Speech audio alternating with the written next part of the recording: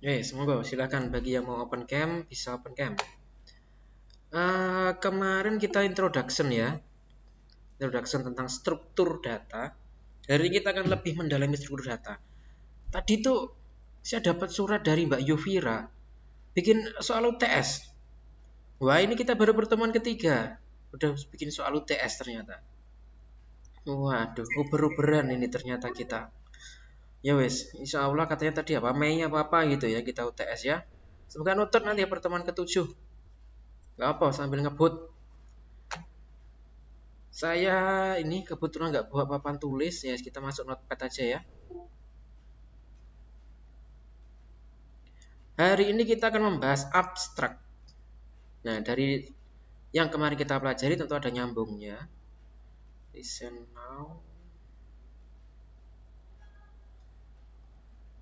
Semoga share screen dari saya sudah masuk di masing-masing Anda.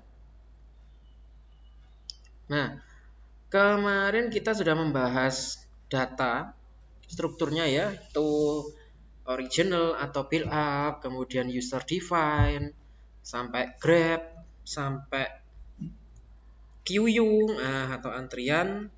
Nah, sekarang kita lebih masuk lagi. Saya perkenalkan dengan abstract data type (ADT). Abstract data type. Nah, abstrak itu tulisannya gini kalau nggak salah, atau gini ya, atau gini. Abstrak, wis gini. Abstract data type. Nek di, loh belum muncul. Stop. Saya coba lagi.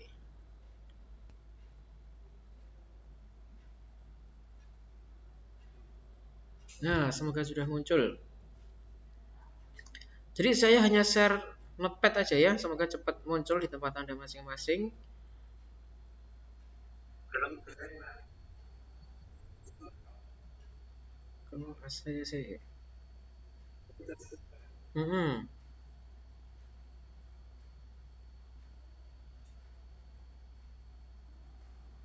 Oke, sudah sampun ya, muncul.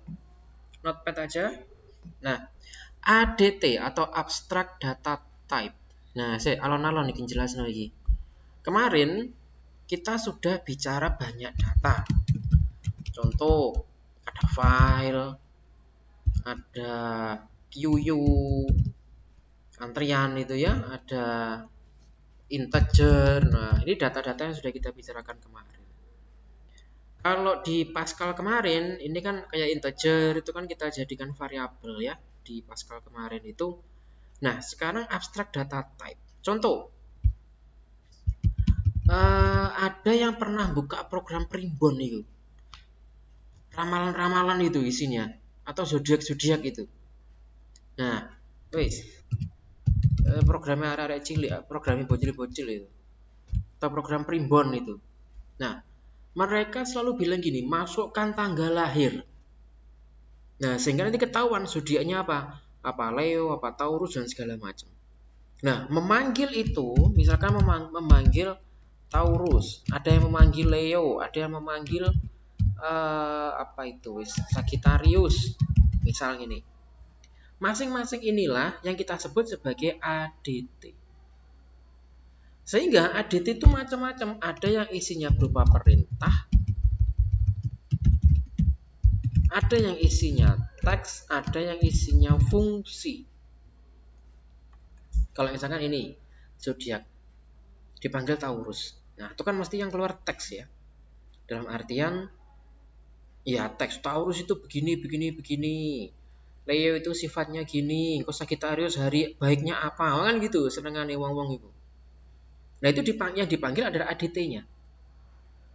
Di dalam ADT ini berarti ada teks. Kemarin kita bermain Pascal, kita bikin kalkulator itu ya. Kita punya menu 1 fungsi penjumlahan, kita punya 2 pengurangan. Nah ini berarti di dalam masing-masing ini ada fungsi. Spesialnya adalah fungsi aritmatik. Nah, pengurangan, penjumlahan, perkalian itu kita sebut sebagai fungsi aritmatik ya. Sekali lagi, masing-masing ini kita sebut sebagai ADT. Contoh lagi, Anda kan punya WA itu ya, Anda punya WhatsApp ya. Kan ono iku fungsi kirim gambar, ono fungsi kirim suara, ono fungsi kirim lokasi. Nah, isinya perintah. Gimana? Contohnya biar isi fungsi. Ini tadi di bawah ini contoh isi teks. Kalau di WhatsApp ini contoh isi perintah. Nah, di WhatsApp Anda kan ada ini ya. Klik kirim gambar. Berarti memerintahkan aplikasi itu untuk mampu mengirim gambar, juga suara, juga lokasi. Jadi sub-sub ini ya, boleh ya Anda mengatakan ini sub itu juga boleh, yang kita sebut sebagai ADT. Kenapa kita sebut sebagai ADT? Nah, pertama kita pahami bahwa ADT adalah abstrak. Dikatakan abstrak karena pada dasarnya nggak ada data itu.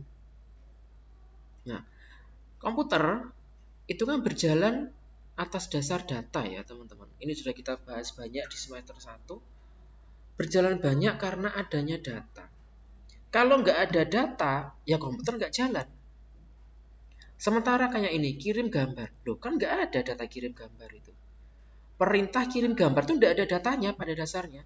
Hanya perintah saja. Karena nggak ada datanya, hanya berbekal perintah. Makanya kita create dia atau kita bentuk dia sebagai abstract data type. Sebenarnya nggak ada, tapi kita ada-adain. Kenapa kita ada-adain? Ya karena harus berjalan. Kalau nggak kita ada-adain, nggak jadi data dong nanti.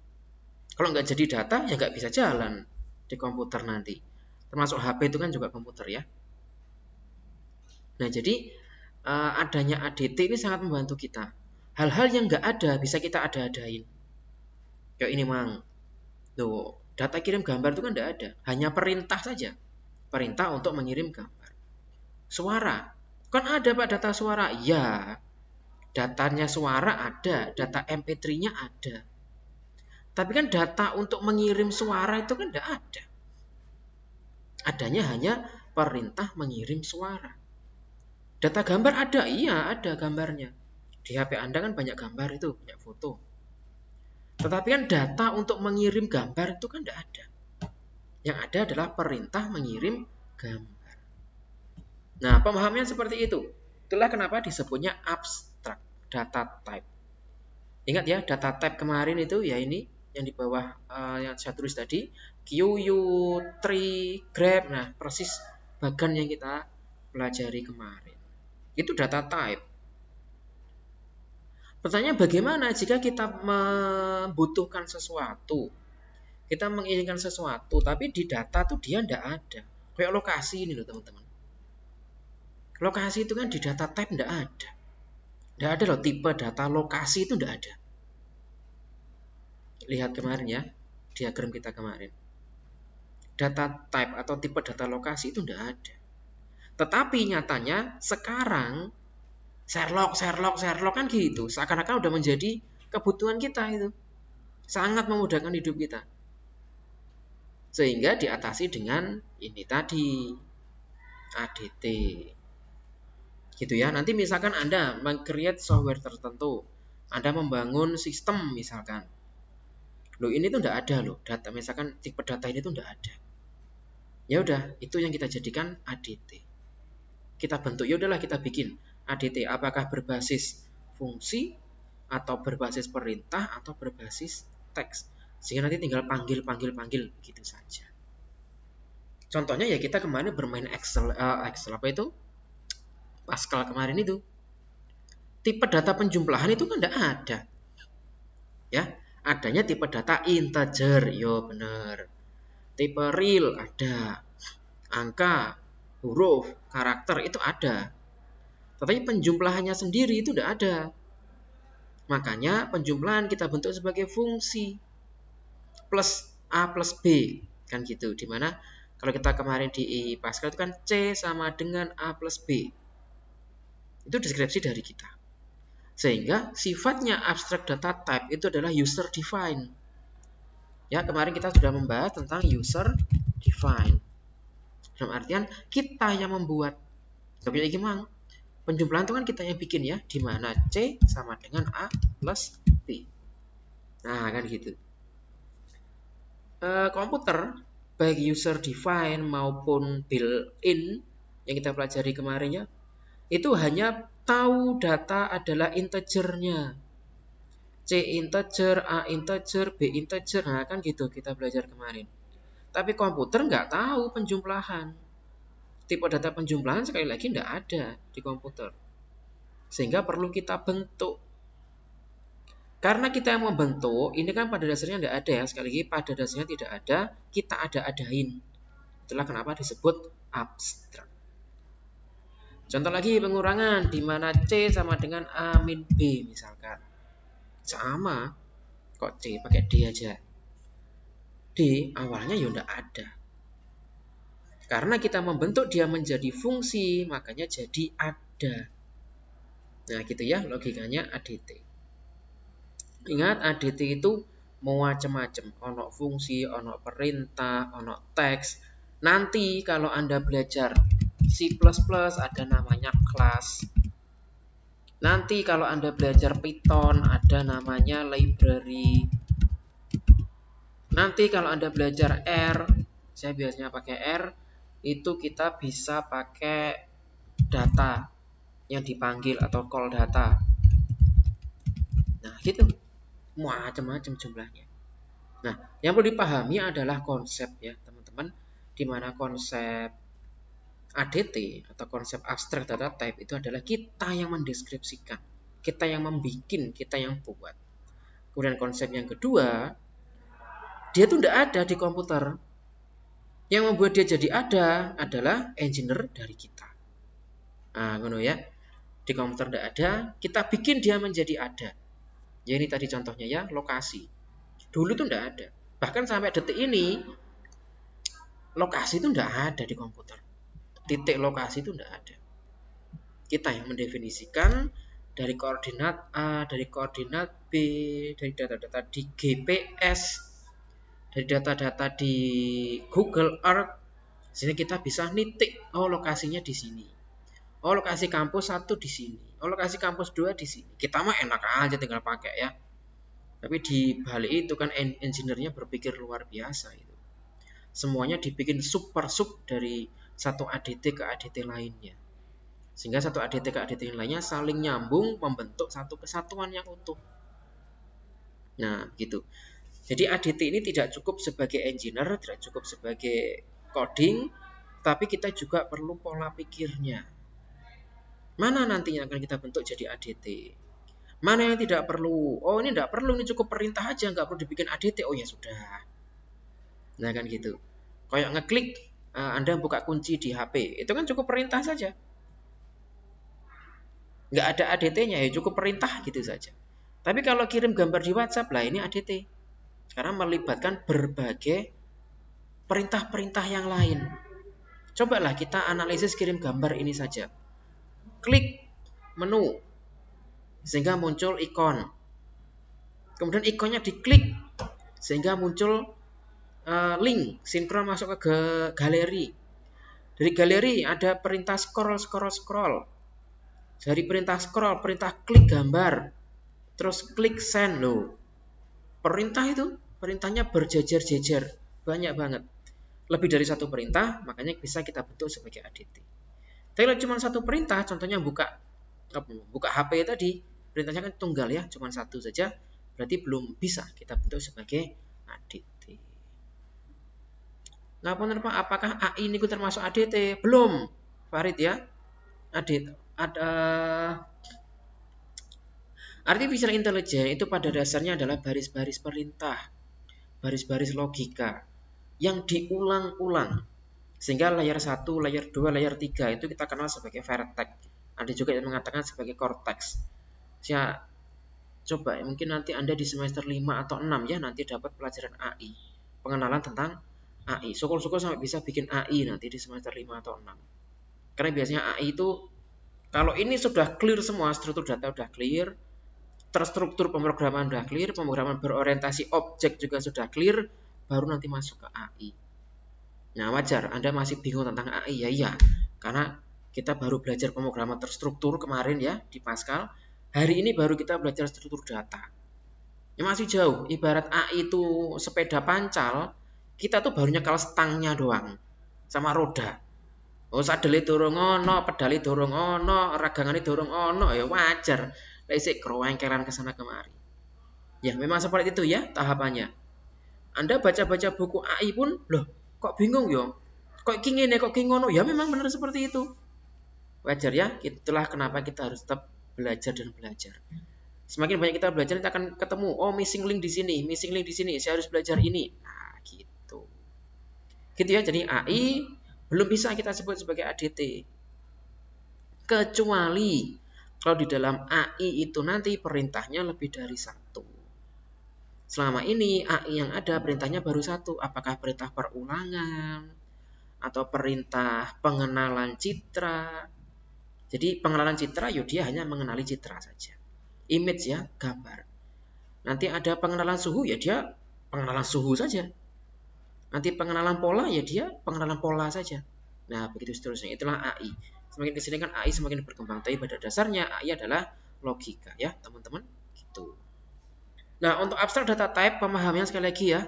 Konsep kita pahami. Di dalam ADT ada macam-macam. Ada berupa fungsi, berupa perintah, berupa teks. Dikembangkan lagi ada bisa berupa kelas, library, data, ada bahkan plugin. Nah, itu juga kita sebut sebagai ADT juga. Contoh-contoh ADT seperti ini. Kelas. Jam berapa? Kelas 2A. Jam 2. Jam 2 nanti dulu ya. Ya. Maaf ya, Kak. Ya. Jadi gitu teman-teman. Sekali lagi banyak hal yang bisa kita ungkap dari ADT. Bahkan ADT juga bisa kita bentuk dari macam-macam. Bisa dari gabungan fungsi. Jadi nggak terasa ya, kita kemarin di Pascal tuh sebenarnya kita udah membentuk ADT. Tapi di Pascal kemarin Anda belum bisa kasih tahu, ini loh ADT. Waduh, tambah pusing nanti. Mau bikin logika Pascal perulangan aja, for, itu kan kemarin ya kita. If, else, semua itu gerwagapan, tambah di TKI. Ini namanya ADT gitu, wah tambah pusing nanti.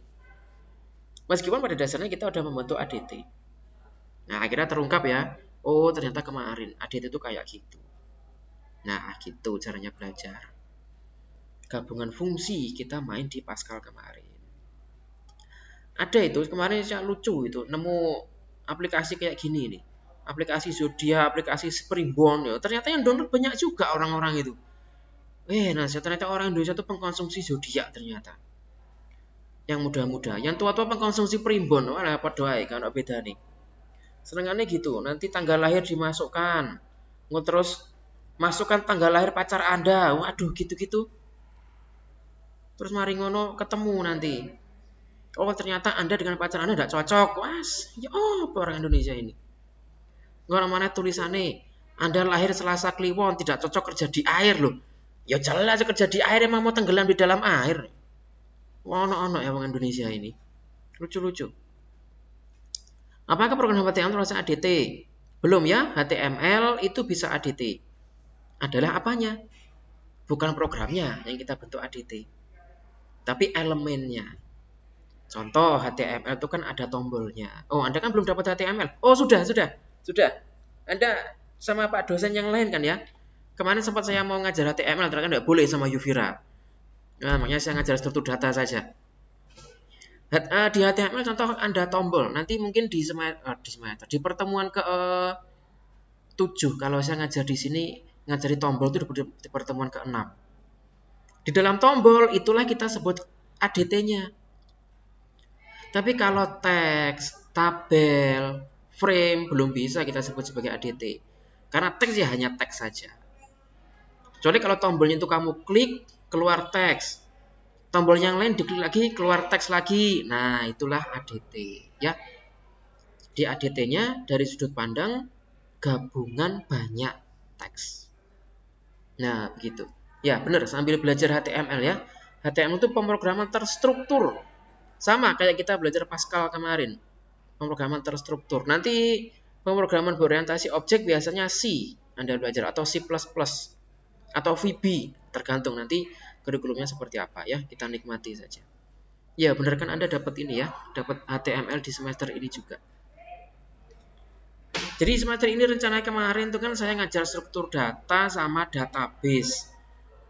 Nah, sistem database yang saya pakai selama ini adalah analisis. Jadi big data dianalisis, data trend dianalisis, nah kan gitu ya. Sementara saya lihat di kurikulum Anda, databasemu pendekatannya adalah ke create database. Jadi membuat MySQL, bikin PHP, nah gitu. Cocok itu jika digabungkan dengan HTML nantinya. Itulah kenapa saya mundur kemarin. Karena ini tidak sesuai, nanti Anda saya ajarin data analisis kan malah, atau big data kan nggak nyambung nanti dengan HTML yang sekarang. Ya, mungkin saya sekarang udahlah, oke, saya di struktur data saja. Gitu. Ada pertanyaan yang lain? Silakan.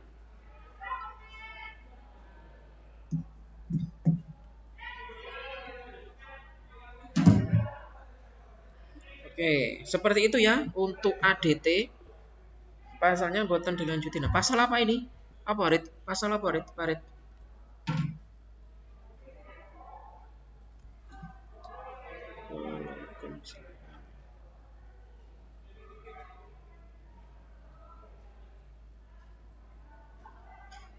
Nanti untuk tugas seperti biasa ya, saya share di GCR. Termasuk rekaman yang untuk hari ini, silakan diulang-ulang, enggak apa-apa, sambil lebih dipahami. Ada pertanyaan yang harus Anda jawab di tugas. Pascal loh, Pascal itu cukup 1 kali saja, Pascal 1 ya. Ya kemarin yang tinggal pelajari. Tapi kalau Anda yang di RPL biasanya ada HTML1, nggak salah apa ya, pemrograman algoritma atau algoritma apa gitu mata kuliahnya. Yang sekarang Anda belajar HTML itu. Biasanya di pertemuan ini Anda belajar HTML sama CSS. Di semester berikutnya biasanya ini Anda belajar JavaScript sama ASP.NET. Jadi sampai 2 kali semester itu bagi yang RPL. Kalau Pascal struktur data itu 1 kali gini aja. Oke, seperti itu dulu teman-teman semuanya. Terima kasih kehadirannya, mohon maaf lebih kurangnya. Semoga majelis ilmu kita kali ini ternilai berkah ya. Apalagi sekarang kita puasa, insya Allah. Bagi yang menjalankan puasa, semoga puasanya konsisten sampai nanti Ramadan, sampai mau Lebaran ya istilahnya. Sampai Lebaran semoga konsisten. Apa mana sih cara lanang-lanang itu gak ono istilah puasa bolong itu. Wes, semoga utuh puasanya. Semoga kita semua diberikan kesehatan, panjang usia, panjang umur ya. Semoga dipertemukan dengan Ramadan tahun berikutnya, dan berikutnya seterusnya. Amin. Sebegitu saja dulu pertemuan kita hari ini. Wassalamualaikum warahmatullahi wabarakatuh.